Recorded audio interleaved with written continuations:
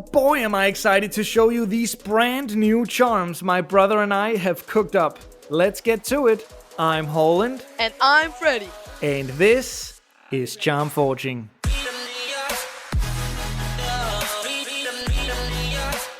Welcome back to Charm Forging, the series where we design custom charms for Hollow Knight.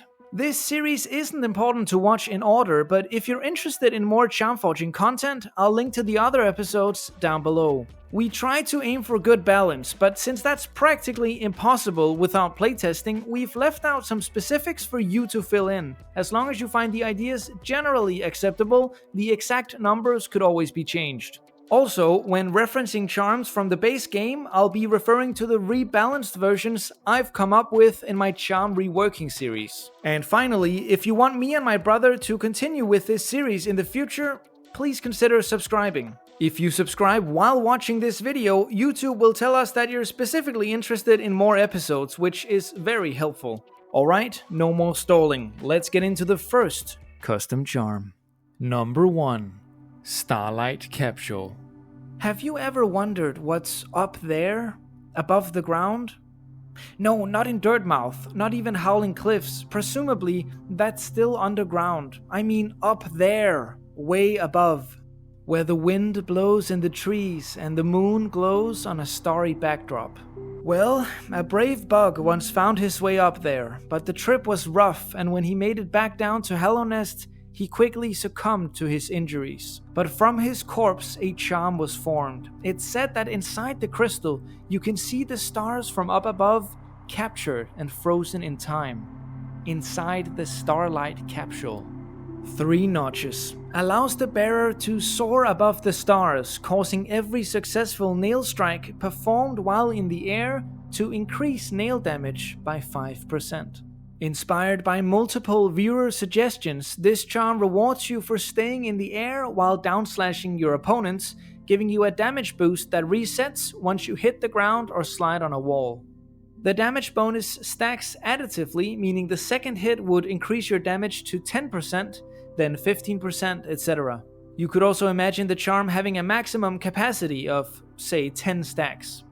I should probably specify exactly what constitutes a successful hit. It could work like this. If you pogo something that gives you soul, like an enemy or a boss, the charm triggers and you gain a stack. But if you pogo something like the Mantis Lord's Glaives, you don't get a stack. You do, however, get to keep your current damage bonus. So you can use the Mantis Lord's Glaives to keep your momentum, but you have to actually hit the boss to trigger the charm. As I'm someone who immensely enjoys staying in the air during combat, I would love to use this charm. And props to Freddy for that amazing idea for a backstory. I really have always wondered what was out there, you know? In any direction, really. And having a charm that has witnessed the outside and captured some of it, I just find so fascinating. As for the charm's acquisition, perhaps Elderbug is keeping it safe and gives it to you once you hand him a delicate flower. Definitely open to ideas on that one though. Anyway, next charm. Number 2. Petrified Shade. We, the player, are born from a shadowy essence known as Void. It pervades Hallownest and takes many forms. As these scary tentacle monsters in the abyss, or as flowing shade gates, as particles in the background, as liquid maybe. Void. It comes in many forms, and now a brand new form through this brand new charm. Petrified Shade. 2 notches. Shade Cloak now grants brief, full motion control. The best way I can describe how this would work is through an ability from Sheepy A Short Adventure. Or Moira from Overwatch. Basically, when dashing with the Shade Cloak off cooldown, the charm allows you to move in any direction using the directional input of your device. I think using this charm could allow for some pretty awesome plays, positioning yourself just right for a powerful counterattack. I'd also love to use it with Sharp Shadow, slicing through enemies like a human saw blade. Now, the length of the dash would definitely require balancing, and perhaps if it did increase the total time you spent being invulnerable, that difference might be offset by an increase in the cooldown of Shade Cloak. But all that's balance, and there isn't much to say about it since we can't really test these designs out in-game. If we could, we might also want to examine whether the charm allows you to reach unintended places. Anyway, you should probably find this charm behind a shade gate, perhaps in the crossroads or the ancient basin. That's more or less everything I have to say about the Petrified Shade. A design so game-changing it might even be better served as an upgrade, rather than a charm. Moving on. Number 3. Wrath of Isma. Freddy, what is this? This charm has nothing to do with Isma. Why did you send this to me? Why are you laughing? Dude, people are watching right now. What are you doing? There it is, thank you. Okay, that is a pretty cool design though. The Wrath of Isma. Here's what it does. 2 notches. Activating Monarch wings sends out clusters of poisonous sludge that damage enemies. Representing the power wielded by the late Isma, this venomous charm allows you to expel a toxic substance when activating your double jump.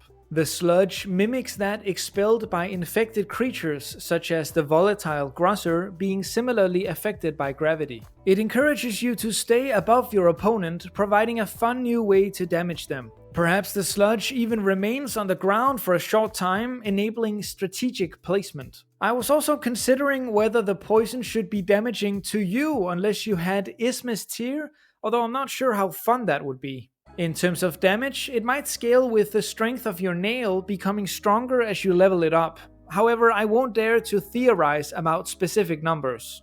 The reason why I like Sharp Shadow so much is because it provides a brand new way for you to damage your enemies. And what Sharp Shadow does for the Shade Cloak, Wrath of Isma could do for the Monarch wings. Now, would it actually allow for strategic gameplay, or would it be too hard to control where the blobs went? Well, I don't know exactly, but you have to admit that it's at least a pretty cool idea. Based on the theme, I reckon you'd find the charm in Isma's Grove, the Queen's Gardens, or Green Path. Although in the same way that Petrified Shade would most sensibly be located behind a shade gate, Wrath of Isma should probably require the Monarch wings to reach. But we still have more charms to get to, so let's move on to number 4. Royal Emblem. Worn by members of the King's High Army, this crest symbolizes years of training and a stalwart mind. Found in the White Palace, its mere presence is enough to invoke a heightened degree of combat prowess. 1 notch. Successful parries increase your movement speed and nail damage by 20% for a short time. I've always had a really hard time with parries. I used to think they were kind of a redundant mechanic because getting a successful parry seemed to me like the result of pure chance. I don't know what happened, but that view has very much shifted for me.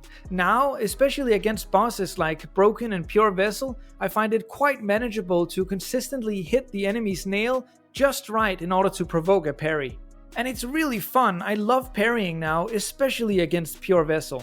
Which is why it would only make sense for there to be a charm that directly synergized with parrying. You might say that 20% damage increase for a 1 notch cost charm is excessive, but keep in mind that it only lasts for a short time, a variable the value of which you have to specify yourself. I guess my biggest concern with a charm like the Royal Emblem is that it's only useful against a few specific opponents, and I generally see that as a pretty big negative. Still, that's a sacrifice you'll have to make in order to design a charm that directly benefits parrying. And now, for the final charm, the most exquisite of the ones I have for you today, one of Freddy's best designs to date, number 5. King's Lament. I mean, come on, that's an awesome design. Based on the Nightmare Heart seen in the background of the Nightmare King Grim fight, this charm is granted as a reward for defeating the dream version of Grim and completing the ritual. And now for its effect. 3 notches. Instead of restoring health, focus now enchants your nail for 5 seconds, causing every few successful hits to regenerate a lost mask. So basically, it's the lifesteal charm we've all been waiting for. Now, it's not the classic depiction of how lifesteal would work in Hollow Knight, but I think this idea is far more interesting than the effect just being unconditional. I should take this moment to remind you that credit to any potential sources of inspiration for these charms can be found in the description. And if you have any creative ideas for new custom charms, feel free to comment them down below. Maybe your idea will make it onto a future episode of Charm Forging. Anyway, King's Lament. You sacrifice the ability to actually heal using focus in exchange for the possibility of restoring multiple masks per heal. Exactly how many hits would be required to restore each mask is a question of balance, but I imagine it should be probably around 3 to 4. And successful hits in this context refer to actually hitting an enemy or a boss, so no poking on spikes to restore health. That's cheating, man. When people suggest Grim-based charms, they usually have something to do with summoning flames, and that's cool and all, but when I read the suggestion for a charm that would apply a red flaming enchantment to your nail, I felt a lot more inspired. So I was lucky that Freddy had the amazing skill to draw up such a beautiful design, perfect for this awesome effect, a charm that would truly revolutionize healing builds. Hey! If you're listening to this, you're one of the few people who stuck all the way through, and I really appreciate that. It also means you probably enjoyed this episode just a little bit, in which case you should absolutely consider subscribing so I know that you would like to see more Charm Forging in the future. Huge thanks to anyone who contributed their ideas in the comments of previous episodes, and to Freddy for this episode's stunning visual designs. So damn proud of you, brother. You sure have come far already, and this is no doubt just the beginning. Thank you so much for watching, and stay tuned for more exciting Hollow Knight content. And have a wonderful day. Bye!